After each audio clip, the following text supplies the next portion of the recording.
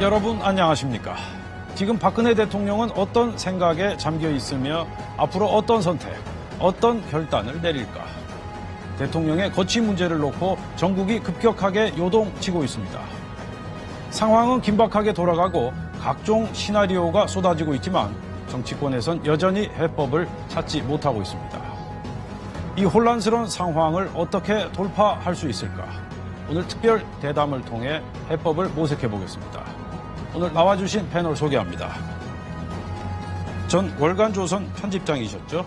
조갑제닷컴의 조갑제 대표 나오셨습니다. 그리고 영남대학 정치외교학과 김태일 교수 함께 하셨고요. 중앙일보 김진 논설위원 나오셨습니다. 마지막으로 한국정치아카데미 김만흠 원장 함께 하셨습니다. 자, 이제 대한민국의 운명이 이번 한 주, 일주일에 달려있다. 그런 분석까지 지금 나올 정도로 상당히 중차대한 시점 아니겠습니까? 자, 박근혜 대통령 어떻게 해야 된다고 보십니까?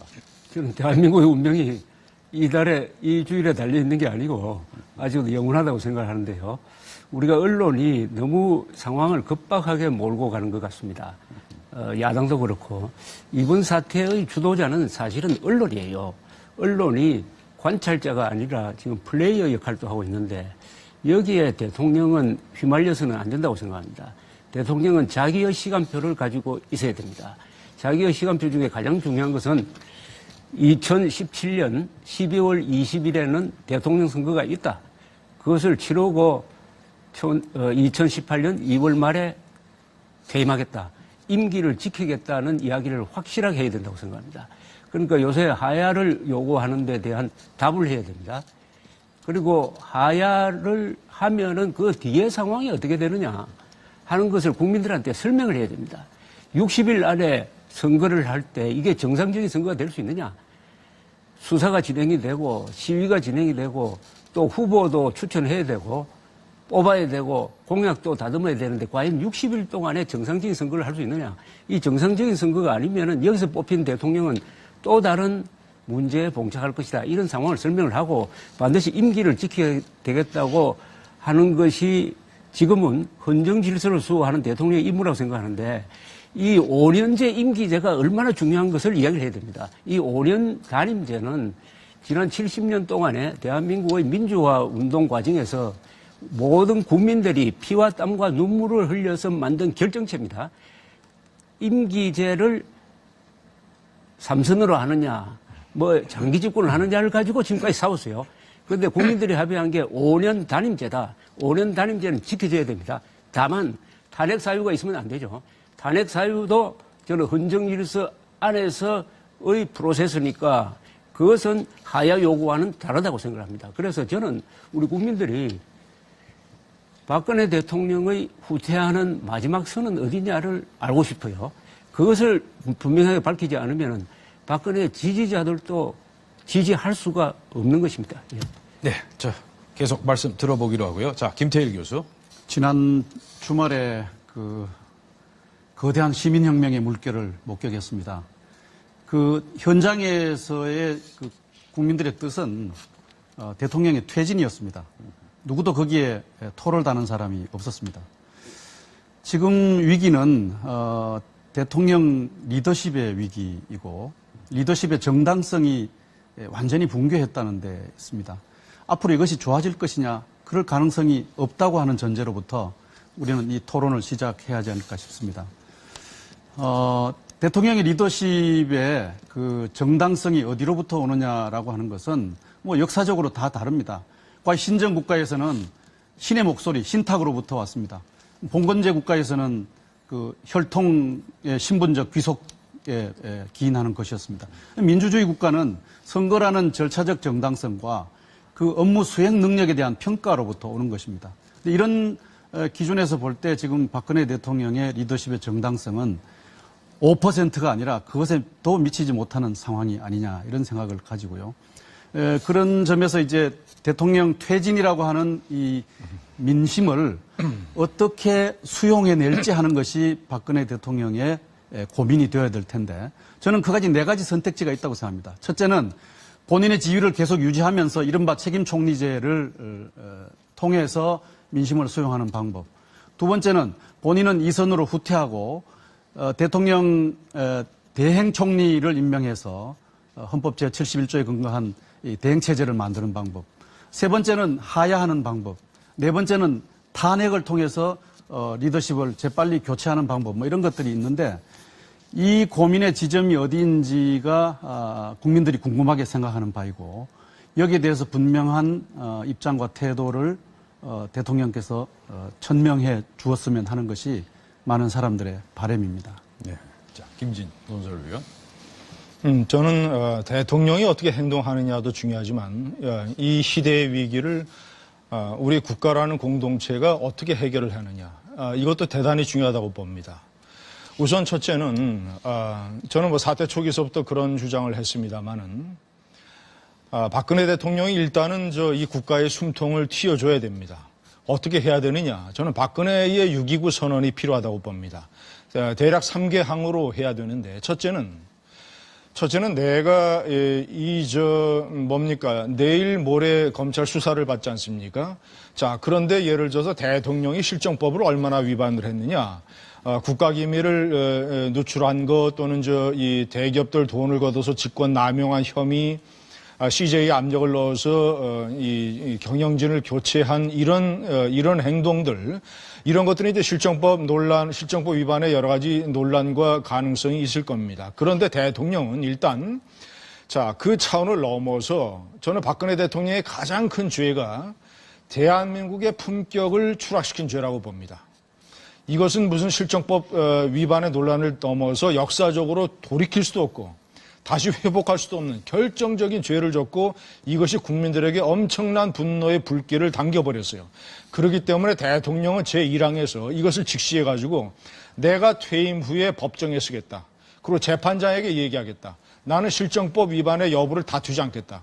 나는 대통령으로서 대한민국의 품격을 추락시킨 죄가 있기 때문에 나를 감옥에 보내달라라고 재판장에게 자청하겠다라고 제1항에서 선언을 해야 됩니다. 감옥에 가겠다. 자, 2항은 제가 통치 스타일을 바꾸겠다. 그동안에 이 불통의 정치의 상징처럼 되어 있는 구중궁궐 본관의 집무실, 정호성 비서관 한 명 데리고 고독과 폐쇄 속에서 있었던 구중궁궐 집무실을 폐쇄하겠다. 그리고 비서실장과 참모진이 있는 그 참모동으로 옮겨서 하루 종일 참모진과 같이 생활하면서 그들로부터 감시받고 미국의 백악관처럼 오손도손, 옹기종기 다닥다닥 붙어서 불통의 정치를 소통의 정치로 바꾸겠다라는 선언을 해야 되고 마지막으로 세 번째 대신 국민 여러분 헌법상의 5년 임기를 마치는 것은 대통령의 의무입니다.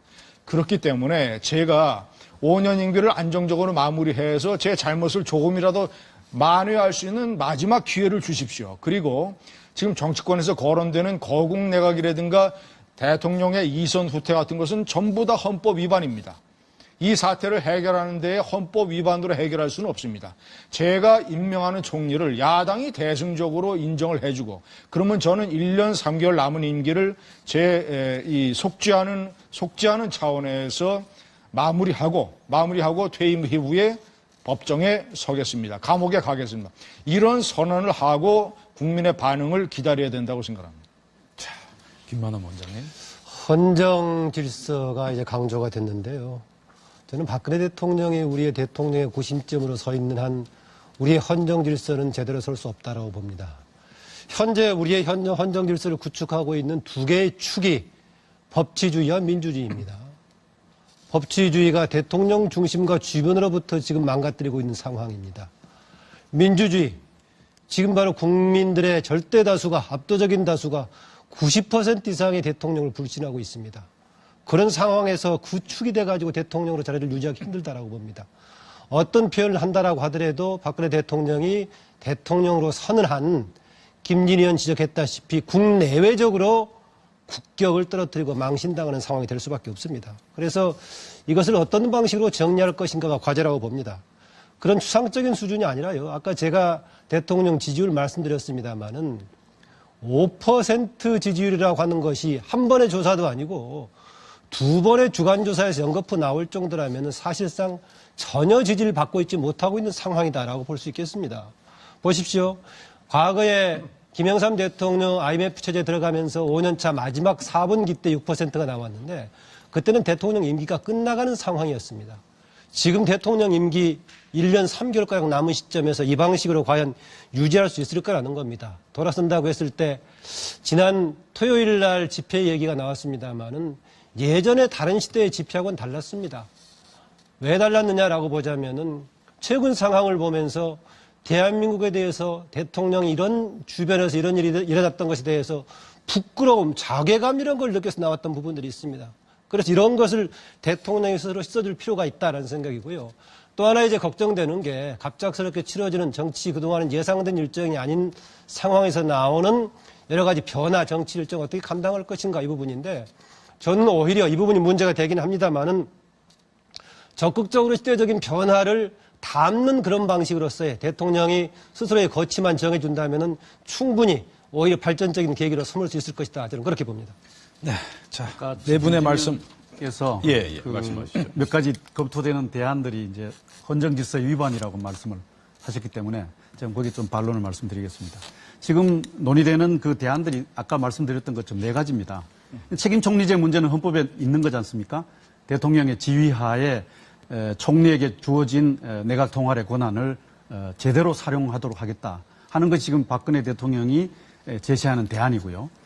이제 두 번째가 이제 논란이 되는 문제인데 이것은 제 헌법 71조에 근거해서 대통령의 유고나 사고에 따라서 대통령의 권한을 대행자를 지명해서 그 총리에게 대통령 권한을 모두 다 임명하는 그런 이제 절차입니다. 이것은 헌법에 주어진 절차와 규범인 것이죠.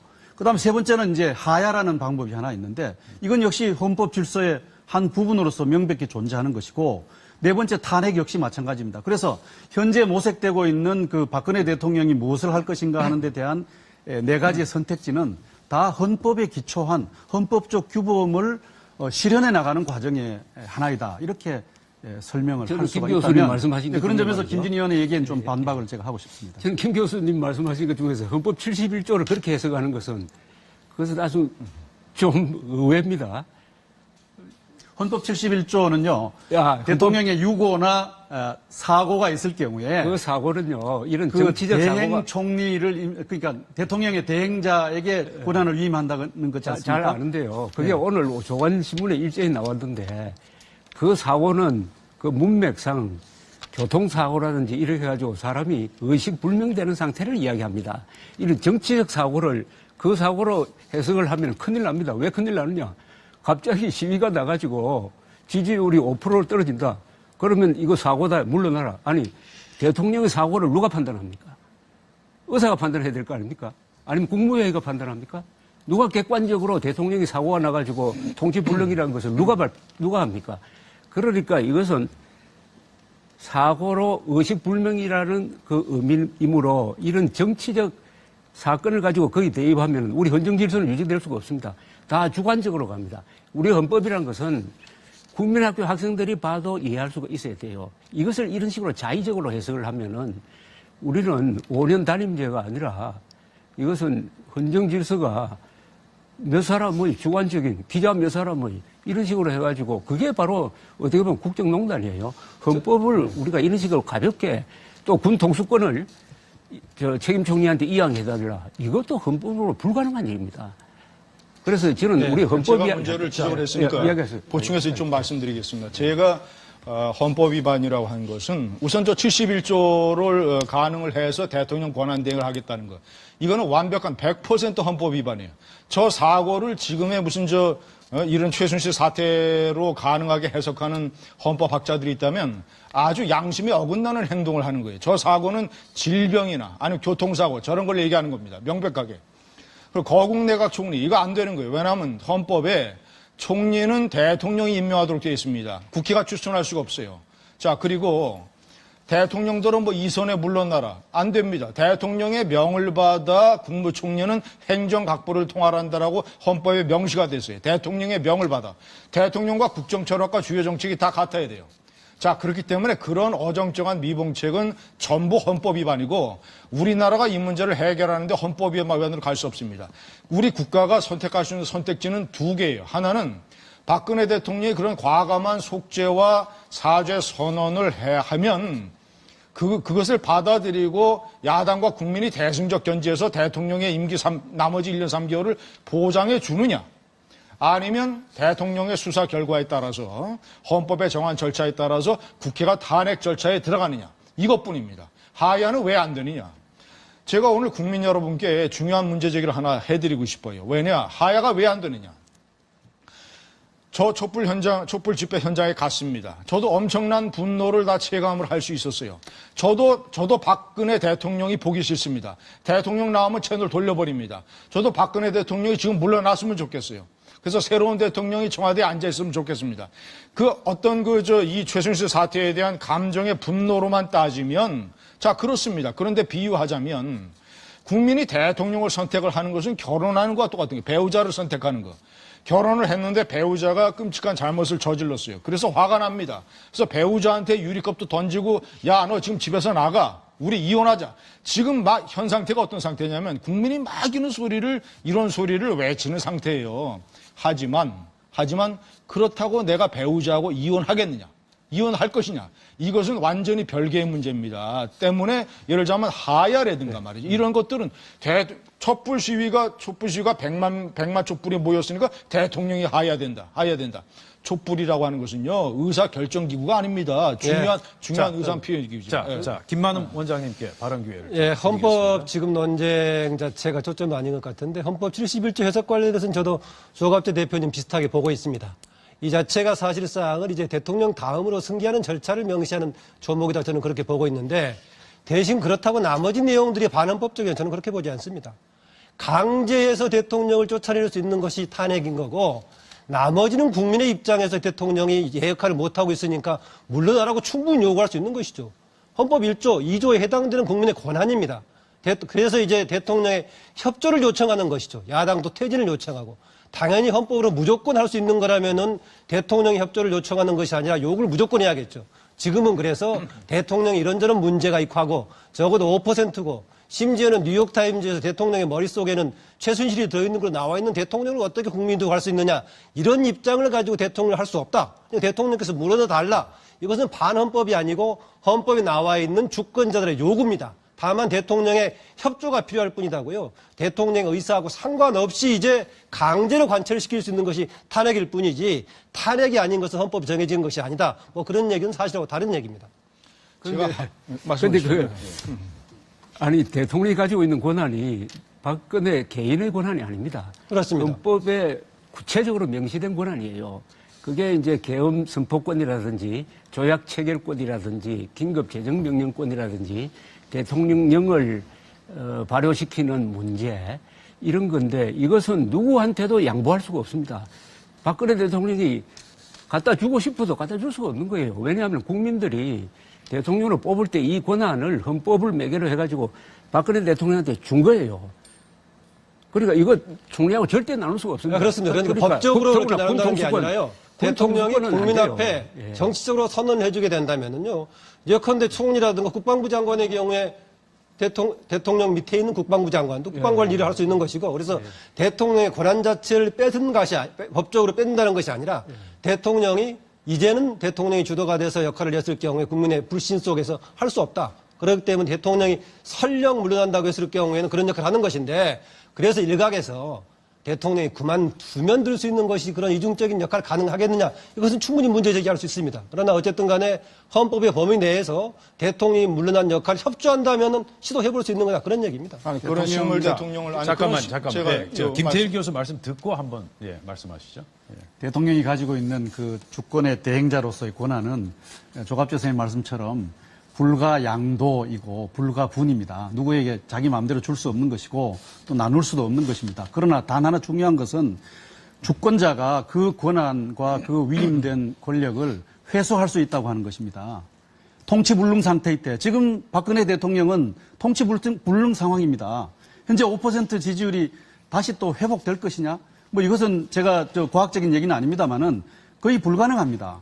현재 시민들의 저 목소리, 그것이 다시 박근혜 대통령에 대한 신임으로 되돌아갈 가능성이 없고, 또 하나 중요한 것은 박근혜 대통령을 뒷받침했던 그 보수 진영의 입장과 여론들이 혹은 또 보수 진영의 전략이 박근혜 대통령 카드를 계속 유지할 수 없다라고 하는 것이 지금 통념으로 인정되고 있는 바입니다. 그래서 통치불능 상황에 있는 이 조건들을 계속 1년 4개월 유지하면서 나라 사정을 계속 불안하게 할 것인지 아니면 주권자가 그 주권을 다시 회수하거나 다른 식으로 말하자면 교체를 하는 것이 더 나라를 위해서 헌정 질서를 위해서 바람직한 것인지 이런 데 대한 고민이 필요한 것이죠. 그러니까 원리적으로 주권자가 위임했던 권리를 회수할 수 있고 교체할 수 있는 것은 국민들의 권리라고 하는 말씀을 드린 겁니다. 아니, 대통령이 끔찍하게 잘못했지만 그 대통령을 사회가 어떻게 처리하느냐는 별개의 문제입니다. 제가 문제를 하나 제기했습니다. 그러면 자, 대통령이 끔찍하게 잘못을 저질렀습니다. 자, 그러면 김대중 정권하고 비교를 해보겠습니다. 저는 김대중 정권의 5가지 범죄가 최순실 게이트 못지않게 심각하고 중대하다고 생각합니다. 자, 첫째, 핵을 개발하는 적대 세력에게 4억 5천만 달러를 국민 몰래 뒷돈으로 줬습니다. 두 번째, 국정원을 동원을 해서 민간인 1000명을 불법 도청 사찰했습니다.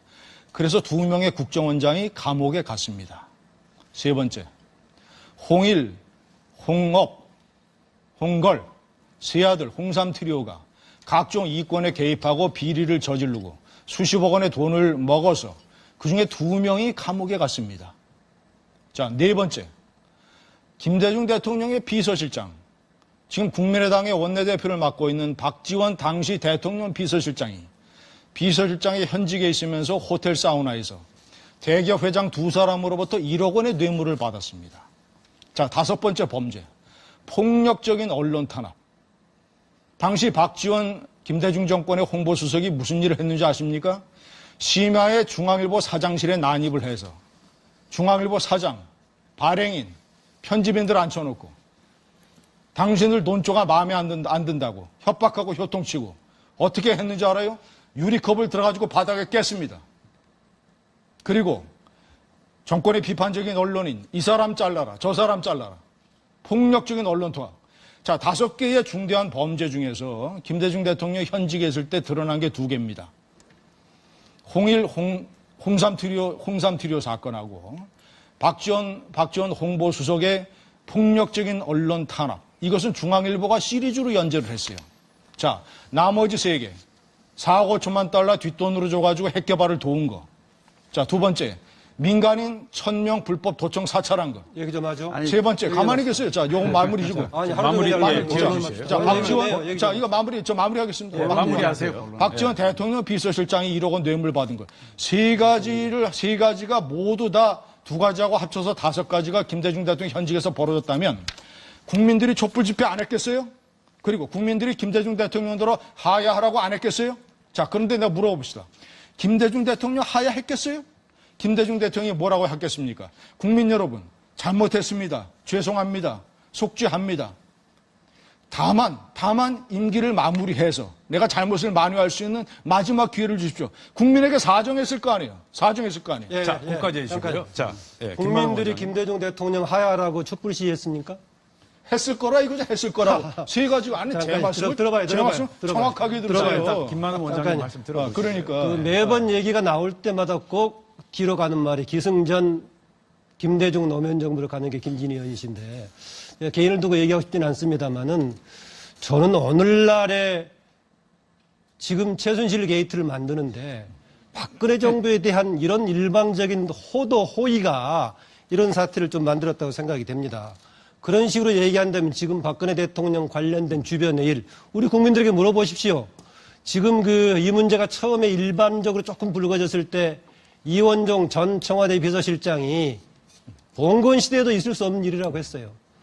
그런데 그 일이 벌어졌어요. 그 일 이상이 벌어졌어요. 그래서 봉건 시대가 아니라 아주 개팍하고 이상한 망한 부족 국가에서나 있을 법한 일이 벌어졌어요. 그런데 이런 문제가 벌어졌는데 이걸 가지고 또 김대중 노무현 정부 끌어내가지고 뭐 이상하게 또 물타기 하시려고 하면 안 됩니다. 한 문장만 딱 하고 제가 끝내겠습니다. 자, 짧게 박근혜 대통령의 최대 가장 큰 죄는 대한민국의 품격을 추락시킨 죄입니다. 그것 때문에 저는 박근혜 대통령이 퇴임 후에 내가 감옥에 가겠다라고 국민들에게 선언을 해야 된다고 제가 여러 차례 줄기차게 주장을 해오고 있어요.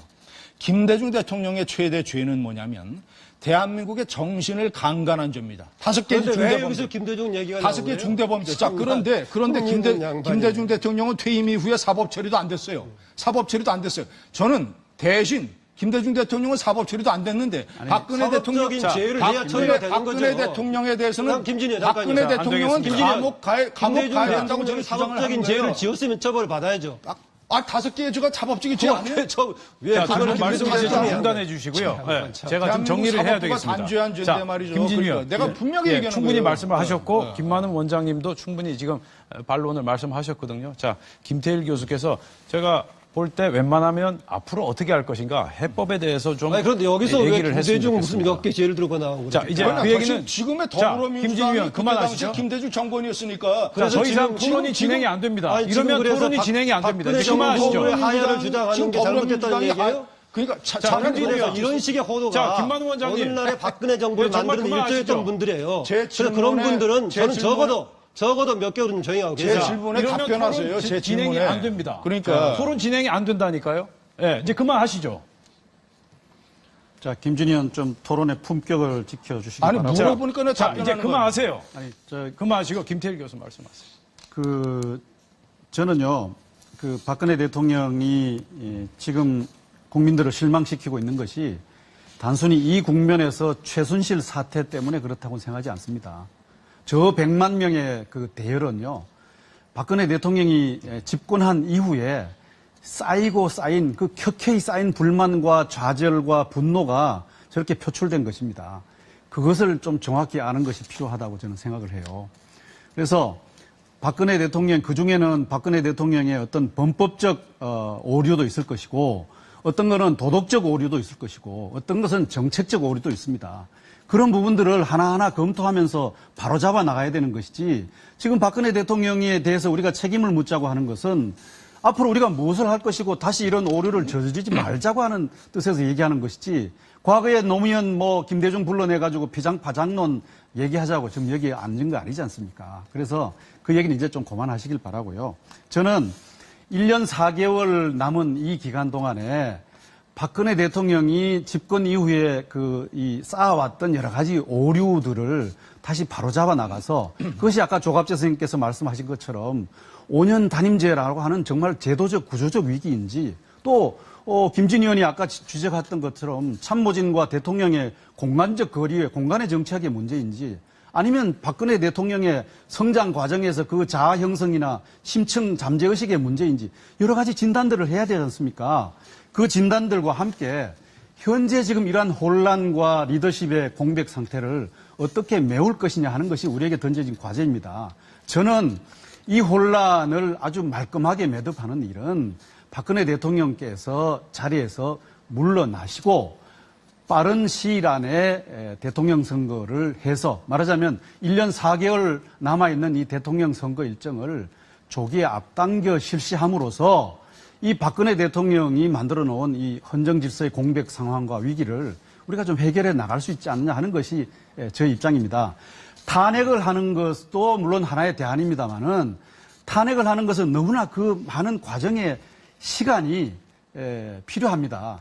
그 시간 동안 우리가 또 어떻게 나라를 이끌어 나갈지에 대한 두려움과 불안이 있는 것입니다. 그래서 가능하면 이 기간을 줄이면서 헌정 질서에 분명한 그 기반을 가진 대안의 하나로서 하야가 중요한 대안이다라는 생각이 들고 아까 말씀드렸던 헌법 제71조의 문제는 저는 해석상에 여러 가지 논란이 있지만 그것이 하나의 대안일 수는 있습니다. 그러나 그러한 논란이 대단히 좀 불안정한 요소를 담지하고 있기 때문에 그것보다는 역시 하야가 정답이 아니냐 이런 생각이 들고 현재 박근혜 대통령은 책임 총리제를 대안으로 계속 지금 밀고 있습니다. 첫 번째 사과 때도 그러했고 김병준 교수를 총리로 임명할 때도 그러했고 두 번째 사과 때도 그러했고 국회 방문을 해서 그런 겁니다. 그런데 지금 국민들이나 야당이 그것을 받아들이지 않겠다고 하는 것 아닙니까? 그러면 박근혜 대통령도 책임 총리제를 통해서 해결하겠다는 방안은 이제 거두어 들이셔야 되죠.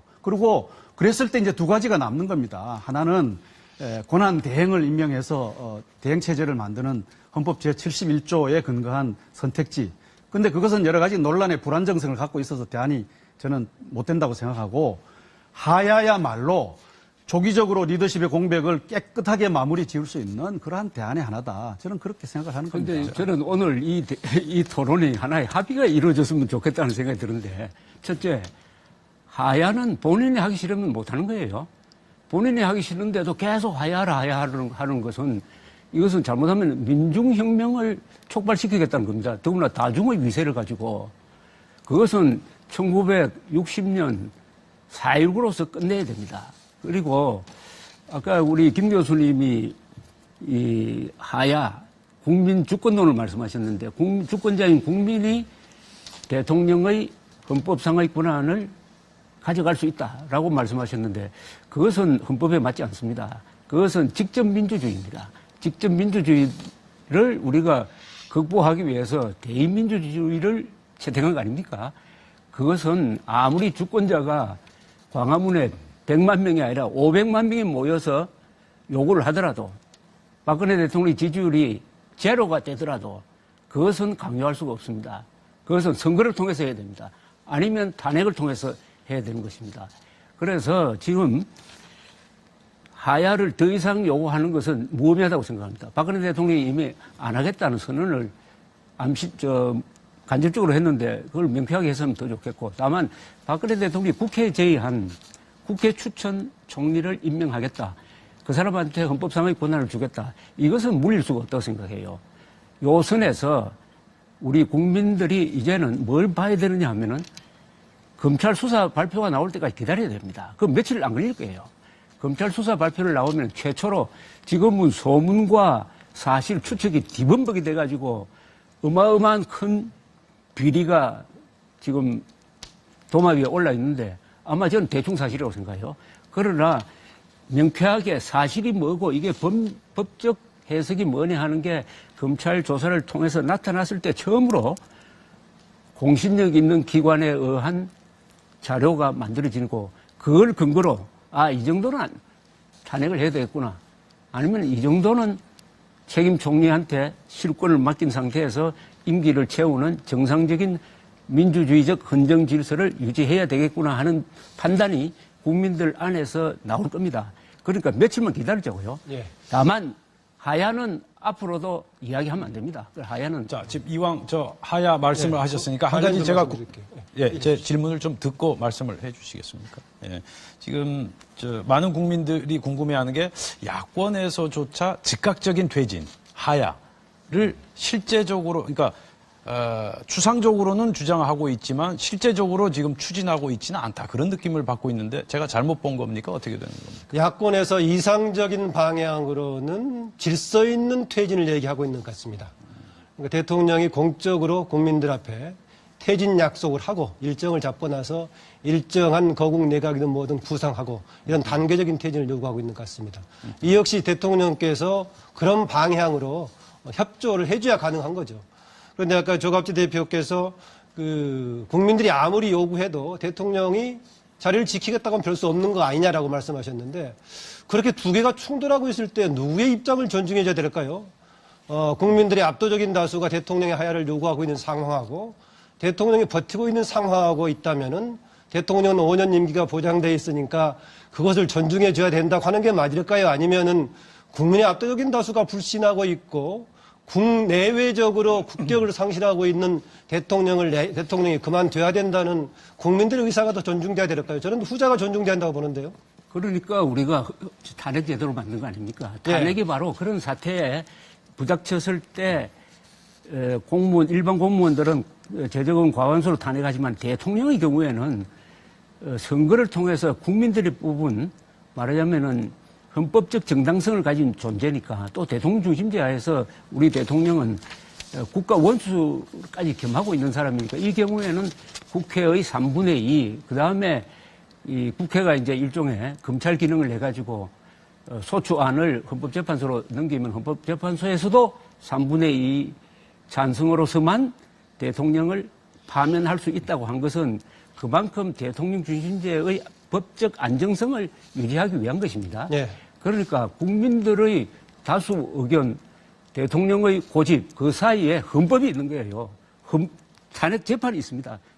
또 지금 저는 국민 여론 하시는데 국민 여론이 극도로 악화되면은 탄핵 결의안이 통과될 가능성이 상당히 있어요. 예. 그것은 검찰 발표를 보고 지금 새누리당에서 일부가 탄핵하겠다고 그럽니까? 예, 예. 그게 어떻습니까? 한 30명만 이탈하면은 통과되게 돼 있잖아요. 그래서 길이 없는 게 말씀하신 아닙니다. 대로요. 길이 없는 게 아니에요. 그래서 국민들의 입장에서는 저는 퇴진 요구는 충분히 할 수 있다. 퇴진 요구는 할수 있죠. 예, 그래서 그 할수 다음 가면 있어요. 저도 이제 국회로 넘어간다는 생각이 있습니다.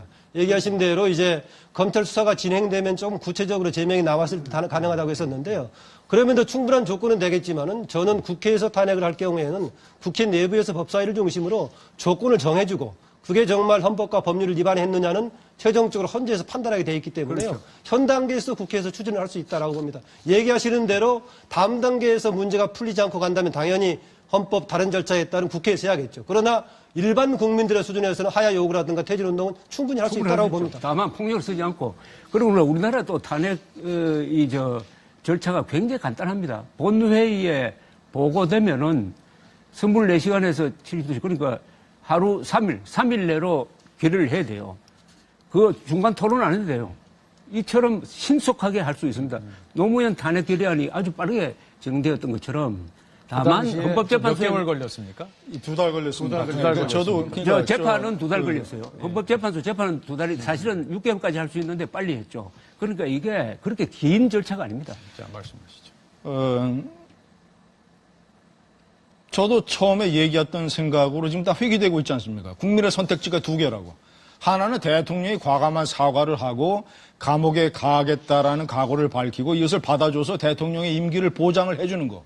대승적인 견지에서 대통령이 실제로 대통령으로 남을 수 있게 거국 내각이라든가 이선욱의 어떤 헌법 위반적인 조치 하지 말고 아니면 수사 결과에 따라서 탄핵 절차에 들어가야 된다. 이 두 가지 선택 중에서 국가가 선택을 하면 되는 겁니다. 국민이 요구하니까 하야를 해라. 저는 이 말만큼 비논리적이고 환상적인 얘기가 없다고 생각합니다. 제가 촛불 집회 현장에 갔었어요.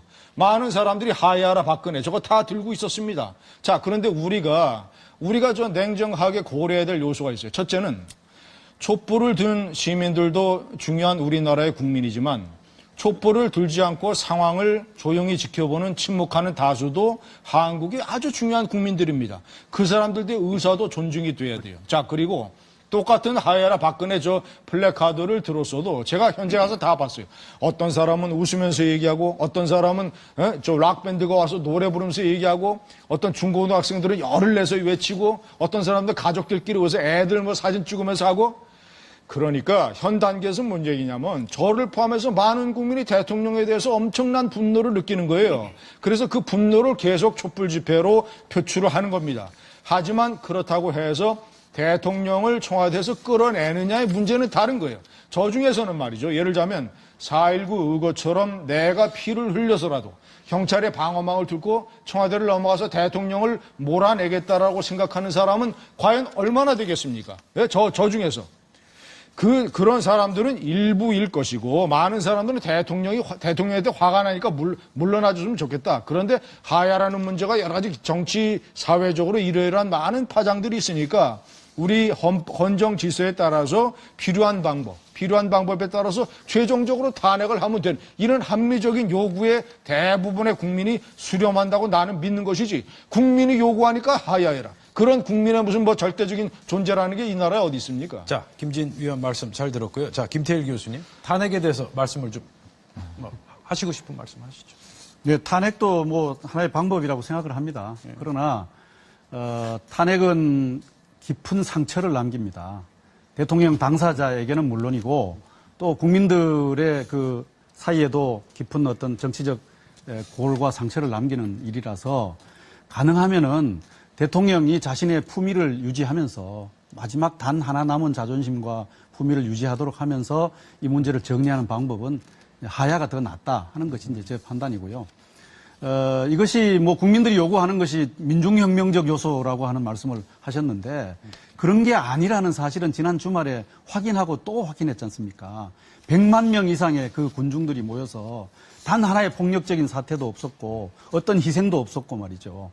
세상에 이런 나라가 어디 있습니까? 이것은 우리나라 국민과 우리 시민들의 문명적 수준이 정말 세계적이다 하는 것을 보여준 것입니다.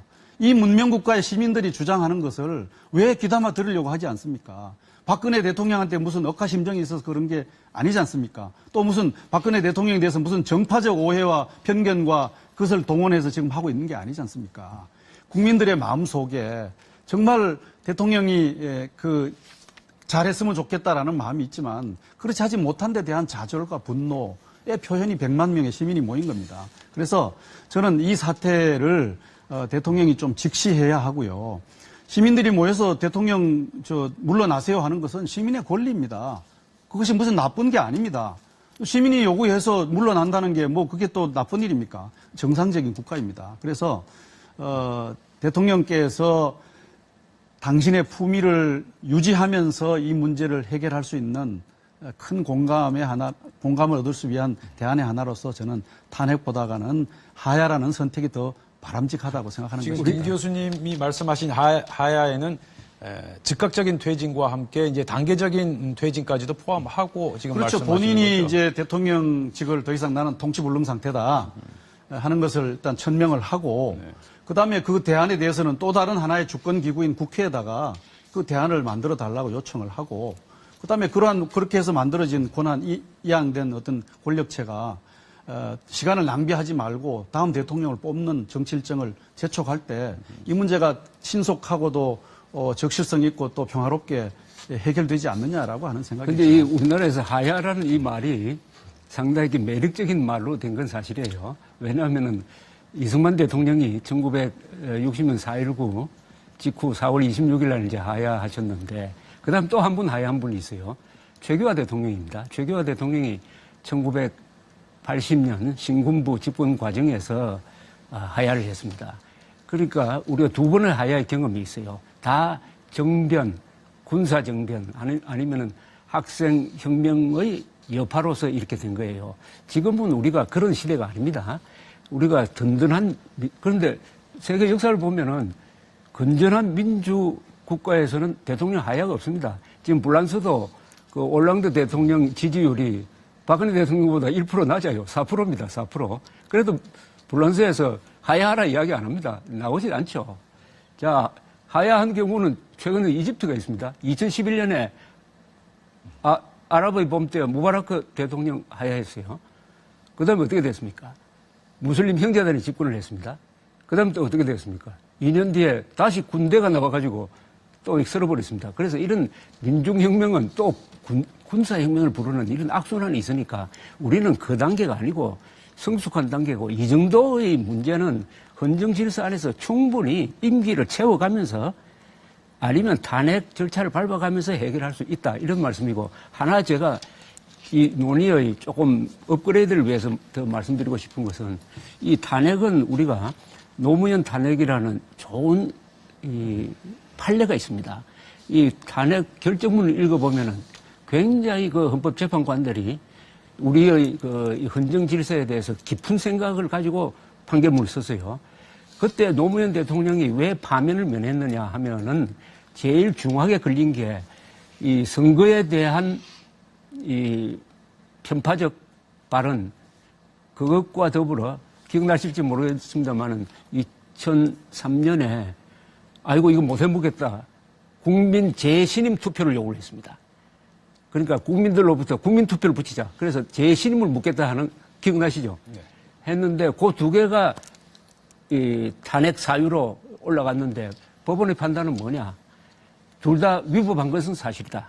특히 이 헌법에도 없는, 국민 투표에도 할 수도 없는 내용인 재신임을 물은 것은, 이것은 상당히 중요한 헌법 위반이면 사실이다. 그러나 파면을 해가지고 일어날 여러 가지 부작용, 국민들의 분열, 또 헌정 중단 사태, 이것을 감수하고라도 파면을 해야 할 정도의 그게 상응하는 위법 사항은 아니다, 이렇게 딱 정리를 했습니다. 박근혜 대통령을 탄핵하게 할 경우에 어떤 그 일종의 탄핵 사유가 올라갈지 모르지만은 헌법재판소가 아주 현명한 과거의 전례에 따라서 판단을 할 거라고 봅니다. 그래서 저는 우리 탄핵 절차의 정당성에 대해서 우리가 믿어야 돼요. 예. 네, 이걸 믿지 않고 그냥 거리에서 해결하지 하면 안 됩니다, 이거. 말씀 잘 들었고요. 김만흠 원장님. 예. 저도 탄핵이란 것 자체가 아주 엄격하게 특히 대통령 탄핵에 적용된다는 것은 잘 알고 있습니다. 애초에 지금 탄핵 제도가 처음 대통령에 대한 탄핵 제도가 도입된 게 아시다시피 미국인데, 미국의 경우에는 처음에 논의가 될 때에는 무능력과 부도덕한 행위 자체도 탄핵의 대상이 되게끔 했다가 대통령에 대해서 엄격하게 해야 된다 해서 우리처럼 이제 헌법과 법률 위반을 한 건데, 지난 사실 노무현 대통령 때는 지금 조 대표님 지적했다시피 이 법에 소진이 있지만 이걸 가지고 탄핵할 정도는 아니다라고 결론 내렸던 거 아니겠습니까? 그런데 지금 최근 상황은 아다시피 워낙 여러 가지가 걸려있는 상황이고요. 물론 이제 그동안에 수석 비서관이라든가 청와대 비서관들이 대통령의 지시에 따라 했던 것을 나중에 어떻게 판단을 할지, 정상적인 국정 수행 과정에서 했는데 일이 사단 이력됐다라고 볼지, 아니면은 대통령이 최순실 등등을 위한 사적인 욕구를 충족시켜주는 방향으로 국정을 잘못했다고 판단할지, 이런 변수가 있긴 합니다만은 여러 가지가 굉장히 크게 걸려 있고요. 경우에 따라서는 외국의 경우도 대통령이 대담집을 통해서 국가 기밀을 누설했다고 야당이 탄핵을 추진하는 경우들도 있긴 합니다. 그런데 지금 우리 시대에는 대통령을 하야를 요구하는 시대가 아니다라고 말씀하셨는데 잘 지적하신 것 같습니다. 저 역시 하야라는 말 자체가 이승만 대통령 시기가 썼던 말이지 지금 시대 무슨 왕조도 아니고 하야라는 말이 적절치는 않습니다. 오히려 저는 퇴진이 맞는 것 같기도 한데요. 그런 시대가 아니라고 말씀하셨는데 유감스럽게도 봉건 시대에도 안 일어나는 그런 일이 일어나 버렸단 말이죠. 그랬을 때 어떻게 할 것이냐. 거기에 해당되는 좀 선택을 해줘야 되는데 이 일은 정말 엄청나게 황당한 부족국가 시대에 일이 벌어지고 있는데 대통령에 대한 적용은 지금 21세기의 상황을 적용시켜야 되느냐. 이것은 조금만 우리가 생각해 볼 필요는 있습니다. 저는 지금 말씀하신 데 저는 김 원장보다 더 이 박근혜 대통령의 이번에 실정에 분노하는 사람인데 예. 그러나 우리가 미워하더라도 잘하면은 우리가 보고 잘한 사람이라도 미운 점은 보라고 하는데 우리 속담에 박근혜 대통령이 잘한 점이 있어요. 잘한 점을 도외시하고 또 최근 한 20일 사이에 박근혜 대통령이 취한 조치는 전례 없이 신속하고 과감한 시정 조치였다고 저는 생각을 합니다. 전례 없이. 그리고 완전히 벌거벗었잖아요. 아끼던 문고리 3인방 완전히 지금 검찰에 구속되고 불려가고 그리고 자기 조사받겠다고 하고 또 금명간에 조사를 받고 현직 대통령이 말이죠. 이렇게 검찰 앞에 언론 앞에 벌거벗은 예는 없습니다. 저는 이것도 평가를 해야 돼요. 이것도 모자란다. 더 해야 된다. 생각이 좀 다른데요. 아니 이 이상 어떻게 합니까? 이 이상 자꾸 사과의 진정성이 안 담겼다고 그러는데 저는 1차 사과는 아주 얄미운 사과라고 봐요. 그러나 2차 사과는 저는 그 정도는 진정성이 있다고 보고 지금 박근혜 대통령이 수사받는 입장에서 자기를 다 드러낼 수는 없잖아요. 이게 잘못하면 이게 또 수사관여라고 한단 말입니다. 예, 예. 그러니까 요 정도를 우리가 참고로 한 다음에 지금은 장외로 나가 있는 이 논의를 장내란 것은 국회 안입니다. 국회 안이나 언론 안으로 넣어가지고 민주적 프로세스를 거쳐서 국민 대토론을 하자 이거죠. 이걸 가지고. 예. 이런 자리도 좋고 어딜 가든지. 그러면은 이런 판단이 나올 겁니다. 이게 우리가 지금 폭풍 속으로 이 배가 항해하고 있는데 이럴 때 선장이 밉다고 해가지고 그냥 바다로 집어 던져버리느냐. 아니면 갑판장으로 대체하느냐. 갑판장은 선장만은 실력이 없으니까 하는 고민을 하도록 하는 계기로서 저는 좋은 민주주의 학습자가 된다고 봅니다. 저는 이 사태가. 제가 좀 보충해서 잠깐, 김만흠 원장님 짧게 하시고 하고 하시죠. 예, 말씀하신 대로 지금 침몰시키려고 하고 있는 선장은 빨리 갈아치우는 게 좋다는 생각이고요. 그리고 지금 그동안에 박근혜 대통령 최근 대응에 대해서 좀 사줄만 하지 않느냐라고 말씀하셨는데 저는 계속 뒷북쳤다고 생각합니다. 예컨대 첫 번째 했을 때는 그동안에 연설문에서의 표현에 대해서 주변에서 좀 옛날부터 인연이 있어가지고 조언을 받았다라고 얘기했었고 두 번째 대국민 담화 형식으로 했을 때도 김병준 총리 내정자 관련해가지고 대통령이 정치적으로 어떤 책임을 지고 어떤 역할을 할 것인가 굉장히 주목을 받고 있는데 여전히 선의로 지원했던 대기업 얘기를 하고 있고 그랬습니다. 저 역시도 대통령께서 화면으로 얘기했을 때는 두 번째 대국민 담화할 때 상당히 울먹거리는 표정까지 있어가지고도 일종의 마음이 있다 했었는데 나중에 글로 보니까는요, 처음 사과했던 내용하고 똑같이 진전된 게 없더라고요. 국민들이 가장 바랬던 것은 이후의 전국 안정과 대통령 리더십을 재정립하기 위해서 어떻게 될 것인가라고 했었는데 계속적인 뒷북재탄 느낌이고, 이번의 경우도 지난 토요일 날 100만 촛불 민심에 대해서 혹시 안이하게 대응하면 어떨까 좀 걱정이 앞섭니다. 이 부분은 제가 반박을 하고. 자, 그러면 그렇게 좋습니다. 그렇게 예, 가는 김진 게 위원 하시고 순서대로 김태희 되지 교수. 않겠어요? 예, 그렇게 하시죠. 자, 김 원장이 자꾸 저 대통령이 부족 국가에서도 있을 수 없는 일을 했다. 그렇기 때문에 용서할 수 없다. 대통령 물러나야 된다라고 주장을 해요. 많은 국민들이 그렇게 생각을 한다고 얘기를 합니다. 모든 정권이 다 엄청난 잘못을 저지릅니다. 모든 정권이. 자, 우리는 대통령과 정권이 어떤 잘못을 했을 때 그 잘못의 경중을 따지고 그리고 그것에 대한 처리가 어떤 파장과 효과를 불러올까를 종합적으로 생각해서 국가적인 차원에서 이 문제를 잘 매듭을 짓고 또 그런 과정에서 나름대로 사법처리를 철저히 하고 국가가 또 전진해야 됩니다. 예? 김영삼 정권 때 말이죠. 아들이 최순실이보다도 더한 국정농단을 했어요. 거의 모든 인사를 아들이 다 했습니다. 한복을 해서 돈 받고 많은 수십억 원, 알려지지 않은 수백억 원 받아가지고 결국 아들이 감옥에 갔어요. 아들뿐이에요. 측근 비서관들 줄지니 말이죠. 한보에 몸통 몸줄이. 아까 부족국가 말씀하셨죠. 자, 노무현 대통령 부인이 청와대 내에서 박연차라고 하는 기업인한테 100만 달러를 받았어요. 대통령 모르게. 나중에 대통령이 알고 그 충격을 이기지 못해서 부엉이 바위에서 뛰어내려서 자살했어요. 자살. 한국 헌정사상 처음으로 세계 사회에서도 유례가 없이 말이죠. 예? 그때의 비서실장이 지금 문재인 전 대표입니다. 그때 청와대 비서실장이. 자, 그리고 아까 부족 국가에서도 있을 수 없는 일이라고 했는데 김대중 정권에서 저지른 5개의 범죄, 4억 5천만 달러, 민간인 1000명 불법 도청, 예? 홍삼 디리오더 비리, 예? 박지원 비서실장의 호텔 사우나 1억 원 뇌물, 중앙일보에 대한 살벌한 언론 탄압, 이 5개의 범죄는 말이죠. 조폭 국가에서나 가능하죠. 조폭 국가에서. 그러면 보는 사람에 따라서 아까 국민 자꾸 하는데 국민도 여러 종류예요. 나 같은 사람은 김대중 정권의 5대 범죄를 박근혜 정권의 최순실 게이트 못지않고 심각하게 중대하게 생각을 하고 있는 거예요. 그런데 우리 역사가 어떻게 됐습니까? 김대중 대통령은 사법 처리도 안 했잖아요. 자, 그 대신 김진규 제가 말씀 박근혜 중에- 대통령 감옥에 가야 된다고 생각해요. 그러니까 자, 앞으로 아까 하신 말씀 그 자꾸 말이죠. 네. 자꾸 이것이 부족 국가에서 애도 안 일어나니까 당장 골라야 된다고 얘기하는 상대방 거예요. 얘기 경청하시고 자, 말씀 잘 들었고요. 경중을 따져서 국가가 처리해야 자, 된다. 그다음 김태일 교수. 조갑재 대표님이나 우리 김진 의원께서는 저희들이랑 의견을 같이 하는 대목이 있어요. 박근혜 대통령 잘못한 건 사실이라는 거 아닙니까?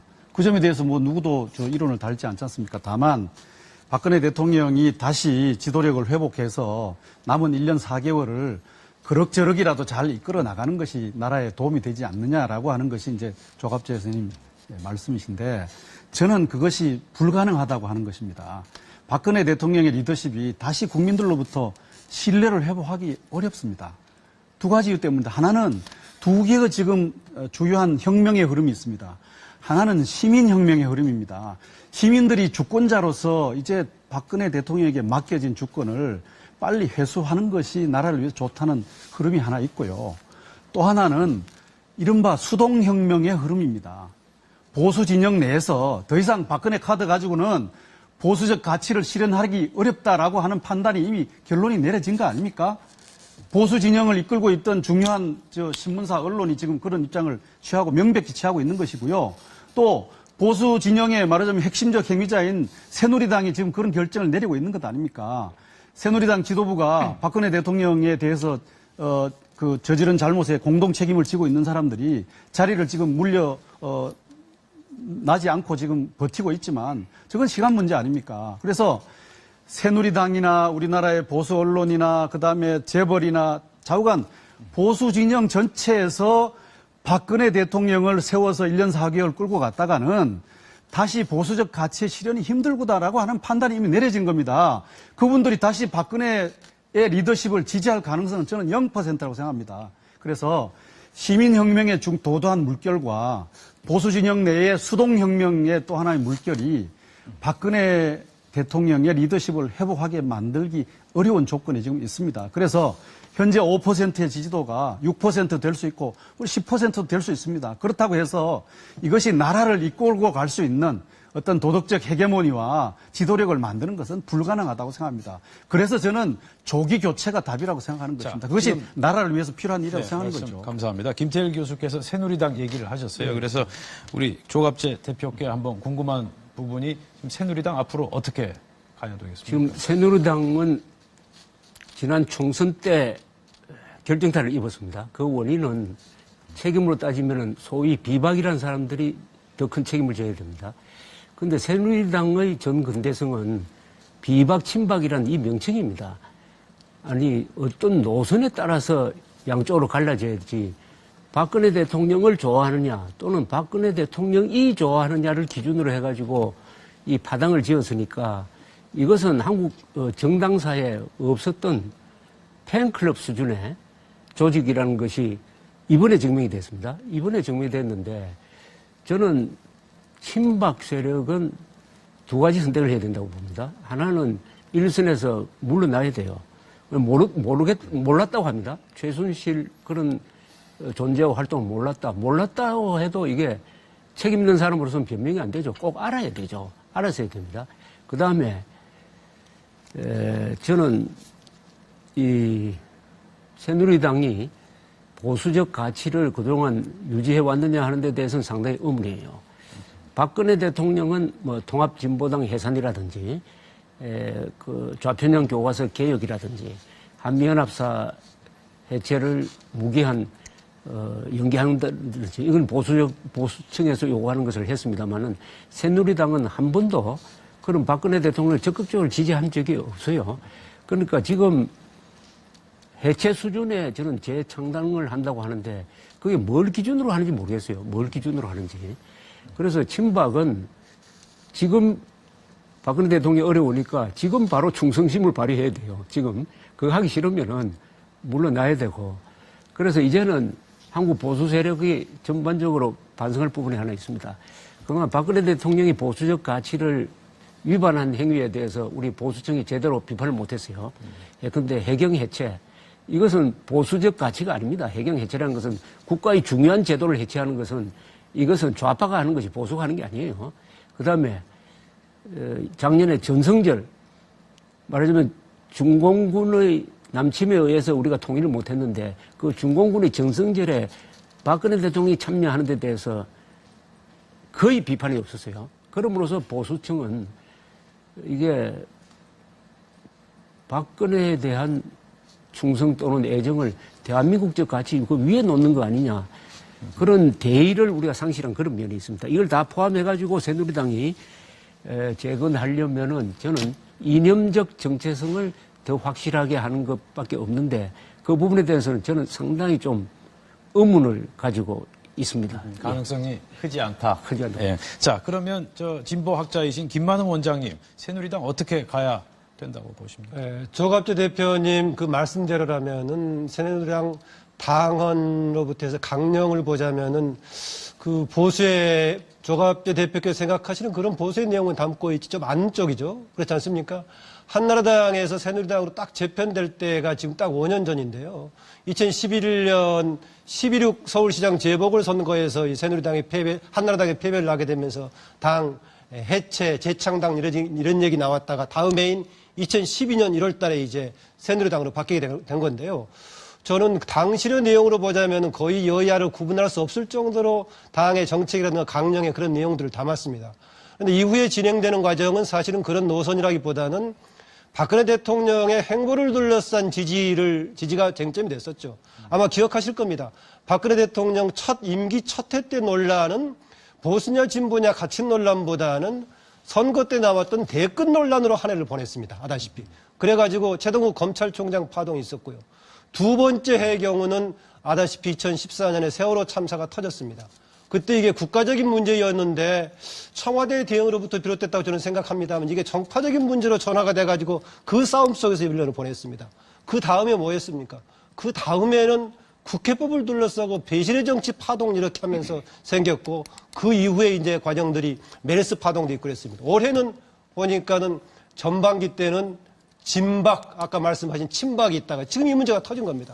그 점에서는 박근혜 정부 들어와서 어떤 정책이라든가 노선을 관철시키기 위한 여러 가지 갈등이라든가 노력보다는 대통령의 심기를 중심으로 움직이는 쪽이었다라는 점을 지적해두고 싶고요. 최근 상황에서 친박 구립 정말 하고 싶다면 대통령에 충성하는 거다라고 말씀하셨는데 이 시점에서 친박들이 대통령에 충성하는 방법이 어떤 건지는 제가 잘 모르겠어요. 그런데 지금 친박 지도부가 그대로 있는 상태에서 이정현 대표가 1월 20일까지 일정을 잡은 상태로는 새누리당이 과연 유지될 수 있을까 싶지 않다고 봅니다. 둘 중에 어느 방향으로도 해소가 될 것이다. 이정현 대표가 약속했던 일정 이전에 지도부가 퇴진하는 상황이 발생하던가 아니면 계속 끝까지 밀어붙일 경우에는 당이 분당이든 뭐든 간에 재편되는 상황이 생길 수밖에 없지 않는가 저는 그렇게 봅니다. 지금 김진 의원 어떻습니까? 그 이정현 대표 체제 지금 계속 갈 수 있다고 보십니까? 저는 오래 못 간다고 봅니다. 우선 친박 지도부는 절대적인 과오와 책임이 있기 때문에 일단은 친박 지도부가 물러나야 되고, 자 그렇다고 해서 비박계 중심의 지금 비상시국 회의가 주장하는 대로 당을 해체하고 이런 식으로 하는 방법도 저는 원칙상 틀렸다고 봅니다. 왜냐하면 지금 어떤 집권당의 위기에 빠졌을 때 보여주는 어떤 관례적인 행태를 보이고 있는데, 예를 들면 대통령도로 탈당해라, 그리고 당을 해체한다, 당명 바꾼다, 이런 식이었는데, 지금 유권자들은 대단히 현명을 해서, 예를 들자면 당명 바꾸고 당 해체해서, 자 우리 한번 생각해 봅시다. 당을 해체하면 자 그렇게 되지 않겠습니까? 자 비박계가 친박계 사람들한테 최순실 사태의 책임을 몽땅 뒤집어 씌워서 친박계는 별도로 두고 이 비박계 중심으로 해서 바깥으로 뛰쳐나와서 외부의 플러스 알파와 섞어서 제4의 정당을 만들던가, 아니면 비박계 중심의 사람들이 안철수의 국민의당과 합쳐서 제3당의 덩치를 키우던가, 영호남 연합정권 이런 식의 명분을 대겠죠. 무슨 이념적인 정체성, 사드 배치에 대해서 찬성하냐 반대하느냐, 국정교과서에 대해서 어떤 생각이냐, 이념적인 정체성 같은 거는 다 날려버리고 당장 선거가 급하니까 예를 들자면 안철수의 국민의당과 합친다면 영호남 무슨 연합정권이라고 해서 제3의 세력을 만들겠죠. 아니면 플러스 알파를 해서 제4당의 정당을 만들던가. 자 그렇다면 제가 봤을 때는 다수 유권자의 눈에 볼 때 뭐가 달라졌습니까? 자, 똑같은 교훈이 있습니다. 2007년에 노무현 대통령의 열린우리당 정권이 완전히 몰락의 단계에 접어드니까 어떤 일이 벌어졌어요? 김한길, 정동영 이런 사람들이 의원들을 집단으로 데리고 대집단 탈주국을 벌였습니다. 그래가지고 대통합민주신당이라고 해서 당명도 바꾸고 이렇게 완전히 판을 새로 짜서 정당을 새로 만들었어요. 그래서 대통령 선거를 치렀습니다. 531만 표로 참패했어요. 우리 유권자들은요, 그렇게 겉 화장 바꾸는 거에 속지 않습니다. 오히려 저는 제가 새누리당 친박 지도부 사퇴하고 외부에서 참신한 비상대책위원회가 들어가서 이 위원회가 거의 환골탈태 수준의 당 개혁을 하는 겁니다. 공천 제도도 다시 만들고 당의 모든 시스템을 많이 개조를 해서, 그래서 이런 체제로 해서 까짓 최순실 사태에 대해서 우리 보수 정당도 책임이 있으니까 이번에 대통령 선거 때 정권을 잃을 각오를 하고, 자 있는 후보 중에서 최선의 후보를 골라서 사직생 생직사의 심정으로 일전을 붙어야지. 쪼개져가지고 말이에요. 서로 손가락질하면서 내 책임이 크니 내 책임이 크니 하면서 이렇게 해봐야 저는 이런 기회주의적인 포석은 저는 효과가 없다고 봅니다. 새로운 어떤 이념적 지평을 만들고 또 새로운 어떤 조직을 만들어서 생명력을 회복하려면 새누리당은 박근혜 대통령과 또 박근혜 대통령을 지지해왔던 친박 세력들을 잘라내야 됩니다. 그렇지 않고는 불가능합니다. 그것이 암덩어리로 존재하고 있는데 그 암덩어리를 껴안고 어떻게 한단 말입니까? 그것을 잘라내는 것은 기회주의자가 아닙니다. 보수 세력을 새롭게 하는. 지금 보십시오. 4차 산업혁명 시대에 보수가 무엇을 해야 될 것인가 고민해야 될 거 아닙니까? 보수는 보수대로, 진보는 진보대로 제 자리를 찾아야 합니다. 근데 지금 박근혜 대통령이 했던 그 정책들이 어떻게 그게 보수라고 할 수 있습니까? 자신한테 싫은 소리 하는 원내대표 유승민 잘라내고 또 걸림돌이 되는 최동호 검찰총장 잘라내고 마음에 들지 않는 사람들은 다 폭력적으로 잘라냈습니다. 그것이 폭력 세력이지 어떻게 그것이 보수 세력입니까? 보수 세력은 자유라는 가치, 경쟁의 가치, 시장의 가치를 존중하고 또 금연과 절제, 금욕 이런 가치를 통해서 새로운 말하자면 어떤 세상의 지평을 만드는 것이 보수 세력의 임무입니다. 우리가 특별한 상황 속에 있기 때문에 과거 냉전 보수의 역할이 지금까지도 남아있는 건 사실이지만 그것이 주가 될 수는 없는 겁니다.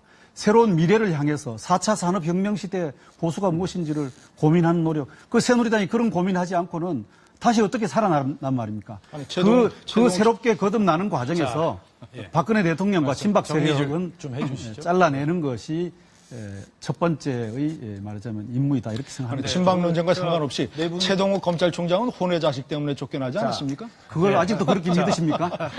자, 지금 사진에 김진유 의원님 지금 그거 가지고 또 토론하실 거예요. 아니 한 그건 먼저 아니잖아요. 사실관계 틀렸으니까 그러니까. 지적을 해도 그것이 사실이 아닙니다. 지역적인 최동욱이 부분이니까. 말하자면 자, 선거법 오늘- 위반 문제를 자, 무슨 말씀인지 눈치 없이 다루기 민주화 때문에 투사에서 잘렸어요? 자, 이제 그만하시죠.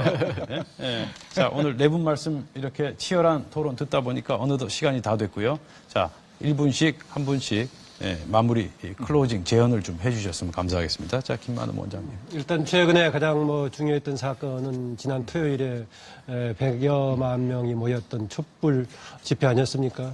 저는 그게 단지 박근혜 대통령 최근 상황에서 박근혜 대통령 퇴진만을 위한 요구는 아니었다고 봅니다. 박근혜 대통령 퇴진을 위해서 전 국민이라기보다 하여튼 많은 국민들이 그렇게 모일 수는 없는 일이다. 저는 이번에 뭔가 우리 사회가 바뀌어야 된다는 전환기적인 요구를 담고 있지 않나 그렇게 봅니다. 87년에 6월 항쟁이 민주화의 전환기적인 내용을 담고 있었다면은 그 이후로 전환기적인 뭔가 국민적인 요구가 그렇게 강하게 폭발되는 계기는 없었습니다. 사실은 세월호 참사 직후에 박근혜 대통령을 비롯해가지고 뭔가 우리 사회가 질적인 변화를 해야 된다는 요구를 여기저기서 했습니다만은 그냥 지나갔습니다. 그 점에서는 저는 이번에 촛불 민심으로 표현되는 것이 박근혜 대통령의 과거에 대한 징계이기도 하지만은 이것을 계기로 우리 정치권을 비롯한 우리 사회 자체가 새로운 전환기로 바뀌는 또 하나의 명예혁명의 분기점이 되기를 좀 바랍니다. 네, 자, 김진유. 저는 박근혜 대통령이 끔찍하게 잘못했다고 봅니다. 다시 한번 강조하지만 대한민국의 품격을 추락시킨 죄가 역사상 돌이킬 수 없는 죄입니다. 그 죄값은 박근혜 대통령이 치러야 됩니다. 나는 퇴임 이후에도 법정에 쓰고 필요하면 감옥에 가야 된다고 생각합니다. 자, 그렇지만 제가 가장 우려하는 최근의 현상은 뭐냐면 박근혜 대통령이 끔찍하게 잘못했다고 해서 박근혜 대통령의 반대세로 박근혜 대통령의 국정의 발목을 잡고 박근혜 대통령을 무조건 근거 없이 비방하고 세월호 사태를 정치적으로 악용하고 부풀리고 말이죠. 불법 파업하고 불법 폭력 시위를 했던 반대 세력. 박근혜 대통령이 끔찍하게 잘못했다고 그 반대 세력이 마치 무슨 정의로운 세력이냐. 제가 아까 조금 전에 김태일 교수한테 문제 제기한 거 그거예요. 예? 박근혜 대통령이 잘못했다고 혼외 자식을 문제 때문에 쫓겨난 최동욱 총장이 마치 무슨 민주화 투사인 것처럼 둔갑을 하는 이런 현상은 우리 사회에 중대한 장애가 됩니다. 저는 토요일 날 제가 광화문 촛불 집회 현장의 중심에 가서 저는 유심히 봤어요. 국민들이 원하는 게 뭐냐? 국민들이 원하는 거는요, 박근혜 대통령에 대한 엄청난 분노를 표출하는 것이지, 이 사태로 인해서 우리 세상이 마치 세상이 뒤집어진 것처럼, 그동안의 모든 가치 체계를 다 바꿔야 되는 것처럼, 야당이 추천하는 총리가 들어와서 사드 배치 다시 원점으로 다 돌리고, 국정교과서 취소하고, 대북 정책 다 뒤집어 엎고 말이죠. 이런 식으로 하는 게 마치 무슨 정의인 것처럼, 저는 그것이 현재의 민심의 흐름이 아니라고 생각합니다. 네. 자, 김진희 의원 말씀처럼 끔찍하게 잘못한 박근혜 대통령의 리더십을 조기에 교체하는 것이 나라를 위해서 좋은 일입니다. 이건 국가적 위기도 아니고 정권적 위기도 아닙니다. 리더십의 위기입니다. 그런데 이 리더십의 위기를 그냥 두게 되면 정권의 위기와 국가의 위기로 가게 되어 있습니다. 그래서 헌법적 질서와 규범의 틀 내에서 조기에 대통령의 리더십을 교체하는 것이 지금 우리가 해야 될 현안입니다. 그러나 이 현안만이 우리가 해야 될 과제 전부는 아닙니다. 이러한 박근혜 대통령의 리더십을 망가뜨리게 했던 검찰 권력, 언론 권력, 재벌 권력, 우리 사회의 많은 기득권 이 권력들이 함께 새로워지고 함께 새로운 지평을 향해서 나아갈 수 있는 그런 노력이 함께 병행되어야 한다는 말씀도 드리겠습니다. 우선 대통령이 할 일은 지금까지 과오를 덮으려면은 이 헌정 질서를 수호하기 위해서 정치적 순직을 해야 된다고 생각합니다. 헌정 질서를 수호하는 것으로 그러니까 임기를 마치고 끝난다면은 박근혜 대통령은 역사에서 용서받을 것이라고 생각합니다. 또 우리 국민들이 그렇게 할 수 있도록 대통령을 도와줘야 됩니다. 박근혜를 도와주는 게 아닙니다. 대통령, 헌정 질서, 우리가 이렇게 희생을 딛고 만든 이 근사한 민주복지국가를 제대로 세우는 겁니다. 이게 국격을 높이는 거예요. 두 번째, 하나 놓치는 게 우리 지금 이 사태의 가장 주인공은 정치인도 아니고 대통령도 아닙니다. 언론입니다. 언론이 가장 큰 영향력을 지금 발휘하고 있습니다. 그만큼 자중자애해야 됩니다. 지금 오늘 아침에 발행된 신문을 말이죠. 유세장이나 시위장에 갖다 놓으면은 이게 무슨 데모 세력이 뿌린 거 아닌가 하는 생각이 들 정도로 너무나 끔찍한 제목을 달고 있습니다. 우리 언론이 본연의 자세로 돌아가야 이 문제가 해결될 거라고 봅니다. 자, 오늘 네 분 말씀 아주 잘 들었습니다. 여러분 어떻게 보셨습니까? 오늘 MBC에서 특집으로 준비한 비상종국 대한민국은 어디로 여기서 모두 마치겠습니다. 여러분 밤늦게까지 감사합니다.